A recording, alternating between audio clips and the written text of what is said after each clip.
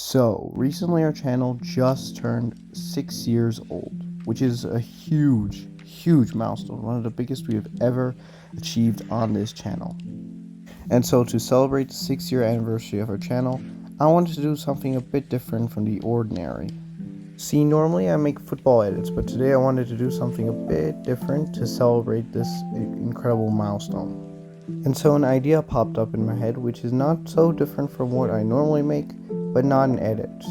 So today, I'm going to be explaining just how great, immaculate, and untouchable Lionel Messi from 2009 to 2012 truly was. To non-football fans. So, instead of starting from 2009, I'm actually going to go back to 2008. Because to understand truly how great this prime was, we need some context.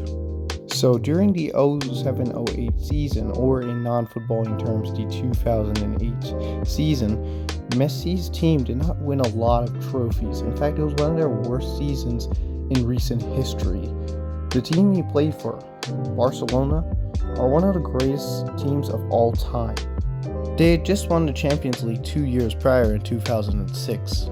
The Champions League, also known as the UCL, is the biggest trophy at club level, and when I say club level, I mean the non-international level. In 2008, Barcelona almost made it to the Champions League final. However, they were knocked out in the semi-finals by none other than Cristiano Ronaldo's Manchester United. They also finished third in the Spanish league, as in La Liga, which is something that happens very rarely for a club like Barcelona. They also couldn't secure the Copa del Rey, another domestic title, as they were knocked out of that competition in the semifinals as well. Their biggest rivals, Real Madrid, won the league title, as in La Liga, and the Copa del España, a minor domestic title. Real Madrid are another big Spanish club, just like Barcelona, and are their arch nemesis. Their rivalry with Barcelona is like the rivalry of India and Pakistan in cricket, or the rivalry between the US and Russia. That year, Cristiano Ronaldo was crowned the best player in the world by winning his first ever Ballon d'Or. The Ballon d'Or is awarded to the best player in the world in a specific year. It's basically the football version of an Oscar. Messi finished second place for the Ballon d'Or, but the voting gap between him and Cristiano Ronaldo, whereas who the winner would be, was massive, almost gigantic.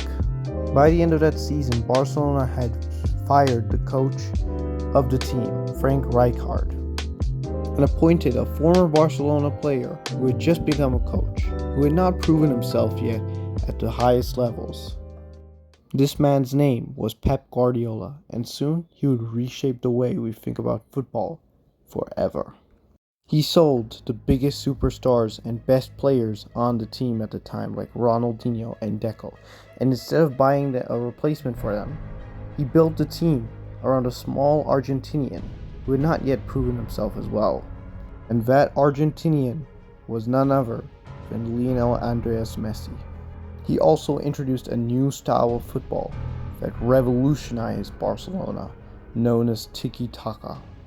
This new style of football involved passing the ball around with one another and keeping possession of it for as long as possible in order to create chances and achieve victory. He also made Messi play in a new position known as the false nine position. The false nine was a mix of a midfielder and a striker. In this position, Messi could easily drift into midfield and play alongside midfielders, creating chances for his teammates while also scoring goals for his team as a striker. The results followed, as in 2009, Barcelona became the first Spanish team to ever complete the treble. To complete a treble, a team must win the Champions League and the two biggest or most major domestic league titles that they can win. Barcelona in 2009 won the Champions League, the La Liga title, and the Copa del Rey. They also became the first team in football history to win the sextuple. To win the sextuple, a team has to win 6 out of 6 possible trophies. It sounds easy on paper, but in reality, it's one of the hardest team achievements that a team in football can achieve. This means that Barca won literally every single trophy they possibly could, making it, at the time, the most successful season a team had ever experienced. There are many great players like Samuel Eto'o, Gerard Piqué, Xavi, Iniesta, Sergio Busquets, and many more that contributed to this incredible achievement. But there was one man who contributed more than anybody else, and that man was Lionel Messi. That year, Messi scored 41 goals and provided 15 assists in 64 games, which is not just good, it's world class. For reference, Cristiano Ronaldo in 2008, the year he won the Ballon d'Or, scored 35 goals and provided 12 assists in 58 games.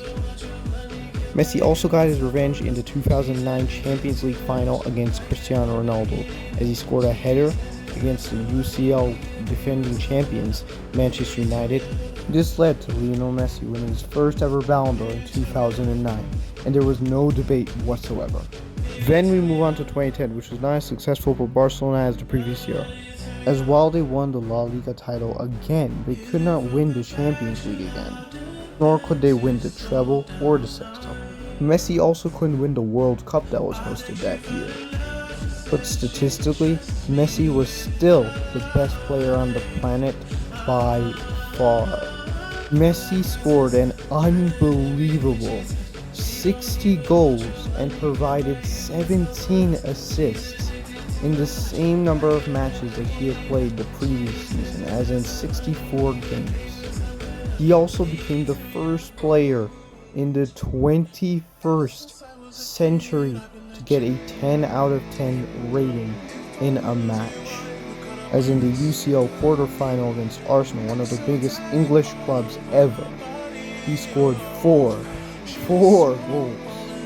Do you know how insane that is? Only 21 players in the history of the sport have done that in a Champions League game.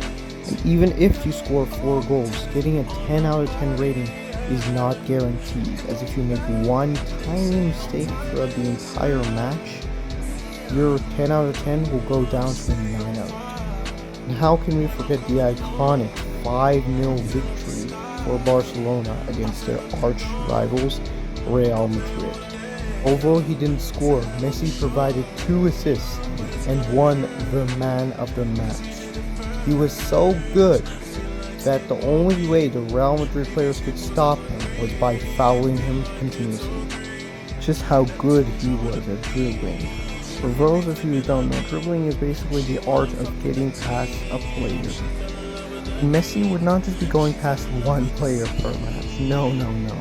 He could go past entire groups of players. He was obviously the best player in the world, and some people might find this controversial, because there were other players who won more trophies than him that year, like Andres Iniesta, his teammate, who won the World Cup, or Wesley Sneijder, who won the treble with Inter Milan. But statistically, they were not even close. And as a result, Messi ended up winning his second back-to-back Ballon d'Or that year. Only 9 players other than Messi have won this award twice. And other than Messi, only 6 players have won the award twice in a row. He also became the youngest player to achieve this feat. But the next year, 2011, puts both of these years to shame. Because what Messi did in 2011 was truly insane. In 2011, Messi scored 55 goals and provided an unheard of 28 assists in just 57 matches. For reference, and I'm going to be using this example again, Cristiano Ronaldo in 2008 scored 35 goals and provided 12 assists in 58 games. That's one more game than 2011 Messi, and yet Messi did not only outscore him, but out-assisted him. Not only that, but Messi also had in my opinion, the greatest UCL campaign football has ever witnessed. He provided a hat-trick at Barcelona Stadium and scored a goal and provided an assist at their own stadium. He then scored 2 goals against Real Madrid in the UCL semi-final, the second one being an absolute worldie, and then he dropped the greatest Champions League performance of all time in the UCL final against none other than Manchester United. Although Cristiano Ronaldo was no longer at Manchester United, he had moved to Real Madrid in 2009. But still, it was the biggest game of the year, and Messi performed. And he did not just perform, he dismantled Manchester United and defied every expectation. And that's saying a lot, because Messi's expectations and standards are not only high, they're extraterrestrial. Messi scored a goal and provided an assist, was among the top 3 players with the most passes completed and most passing accuracy. He created 4 crucial chances throughout the game, 2 of which were successful as mentioned earlier. He also completed 10 dribbles throughout the entire game, which is abnormal, especially for a Champions League final. He was named Man of the Match and, most importantly, secured a 10 out of 10 rating. Messi was a constant threat everywhere on the pitch, and despite Manchester United's attempts to stop him, they just couldn't, because he was that good, that untouchable, that unplayable. He broke multiple records, including providing the most assists in a single calendar year. He also became the only player ever to receive a 10 out of 10 rating more than once. He also won another Ballon d'Or, making it his 3rd consecutive Ballon d'Or, and making him the youngest ever player to win 3 back-to-back Ballon d'Ors. Only 4 other players have won the award 3 times, and all of them are legends like Cristiano Ronaldo, Johan Cruyff, and more. And only one, yes, one other player has won the award 3 times in a row. For any other player, this would probably be their best year ever, and it is one of the greatest seasons of all time. But the year after this, the final year, 2012, was something truly special. In 2012, Messi was not the best in terms of his playmaking. He only provided 17 assists, which was a huge drop-off from 2011. Barcelona, while good, were not able to win the UCL title again, nor were they able to win the La Liga title. But they did win the Copa del Rey. But what truly made this, in my opinion, Messi's best ever season and the best ever season for a player individually was Messi's goal scoring. As in 2012, Messi in 69 games scored an immaculate, absolutely audacious, insane 91 goals. To put into perspective just how insane this record is, let's say you're the world's best striker, okay? Let's say you score a hat-trick in one game, which basically means scoring 3 goals in one game. Then you score another hat-trick in the next game, then another in the next game, then again, and again, and again, till you've scored 30 consecutive hat-tricks. Which is basically impossible since the highest consecutive streak of hat-tricks is 5, but still, let's just say you do it. Who would have scored 90 goals in those 30 matches? Sounds unreal, right? Well, get this.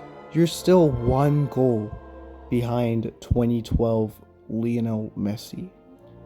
That's how insane this guy was. And if you guys still don't think this is crazy, get this. In 2012, during the Euros, which is a major international tournament for European countries only, the tournament saw 76 goals scored. These goals were shared among 53 players, some of them stars like Cristiano Ronaldo, again, Mario Balotelli, etc. And yet Messi scored more goals than 53 players combined, and not just any players, no, world-class players. With this, he broke another world record for becoming the player with the most goals scored in a single calendar year. It took 40 plus years for somebody to break Gerd Muller's 85 goals in a single calendar year record, which was set all the way back in 1972. That too was not even in one of the best leagues in Europe. In fact, it was in a minor league with basically zero competition almost. And Messi did it in one of the best leagues in the world and broke this record. As a result, there was no doubt who was the best player in the world, and Messi won his 4th consecutive Ballon d'Or, becoming the first player ever to win 4 consecutive Ballon d'Ors, the youngest to win his 4th Ballon d'Or, the only player to win 4 Ballon d'Ors, let alone consecutive Ballon d'Ors, and the player with the most Ballon d'Ors, as before him, nobody had more than 3 Ballon d'Ors. He also once again got a 10 out of 10 rating for the 3rd consecutive time, making him the only player to get a 10 out of 10 rating 3 times, let alone 3 consecutive times. He received his 10 out of 10 rating by scoring 5 goals against Bayern Leverkusen, one of the biggest teams in Germany. This also made him the first player ever to score 5 goals in a single Champions League match. This cemented his legacy as one of, if not the greatest player of all time, and at the young age of 25, he was already being called the greatest player the game has ever seen. You know how young that is to be in the GOAT debate or conversation. Most GOATs finish their careers and are then called some of the greatest. Messi, he was still at the peak of his powers and was already being called great, with most of his career still left.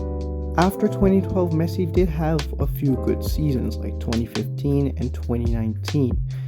But he never sustained dominance like he did from 2009 to 2012, nor did he ever win back-to-back Ballon d'Ors ever again in his career. He also never truly reached the heights that he did during this peak from 2009 to 2012. And with that, we have finally completed this analysis and explanation of Messi's peak, at least in my opinion. I hope you all enjoyed this video. This was a little different from my usual content, but I truly wanted to celebrate 6 years of this channel in a special and different way. I love each and every one of you guys, each and every one of my subscribers, my supporters, my fans. May God bless you. Please like and subscribe if you haven't already, and I hope to see you guys next time. Bye-bye.